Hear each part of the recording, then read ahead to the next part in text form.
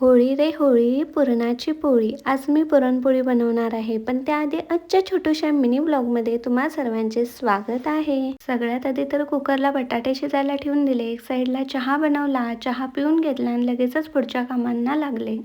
आता पुरणपोळीचं पीठ मळून ठेवायचं होतं, म्हणून तेलाचा हात लावत घट्टसर असं पीठ मळून घेतलं आणि आता बाकीचं आवरेपर्यंत पाण्यामध्ये त्याला भिजत ठेवलं. त्यानंतर लगेचच कुकरला डाळ लावून घेतली आणि डाळ शिजते तोपर्यंत बटाट्याची भाजी फोडणीत द्यायला घेतली. आता जोपर्यंत बटाट्याची भाजी होते तोपर्यंत डाळ ही शिजलेली होती. आता कटाची आमटी बनवायची आहे तर वाटण तरी करायला पाहिजेतच.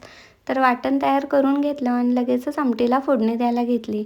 आता पुरणपोळीच्या कटाची आमटी आहे, त्यामुळे त्यामध्ये गूळ आणि चिंच तर घालावं लागणारच. तर मस्त अशी कटाची आमटी बनवून घेतली. आता भाजी आणि आमटी तरी तयार होती. आता फायनल होतं ते म्हणजे पुरणपोळी बनवणं. डाळ ही छान शिजलेली होती, त्यामध्ये गूळ घातला, चवीनुसार थोडंसं अगदी मीठ घातलं आणि व्यवस्थित असं घट्टसर पुरण बनवून घेतलं. आता हे पुरण लगेचच गरम असताना वाटायला घेतलं, म्हणजे बारीक असं ते पुरण छान वाटलं जातं. आणि आता जे पीठ पाण्यामध्ये भिजत ठेवलं होतं त्याला पुन्हा तेलाचा हात लावत छान मऊसूत असं पीठ मळून घेतलं. तशी तर पुरणपोळी मी बनवतेच आणि पुरणपोळीचं जेवण मला खूप जास्त आवडतं. पण खरं तर आता बरेच महिन्यानंतर मी पुरणपोळी बनवणार होते, त्यामुळे थोडीफार भीती तर होतीच. जेवढी माझी अपेक्षा होती त्यापेक्षा कितीतरी पटीने पुरणपोळी छान बनलेली होती आणि त्याचा आनंद काहीतरी मला वेगळाच होता.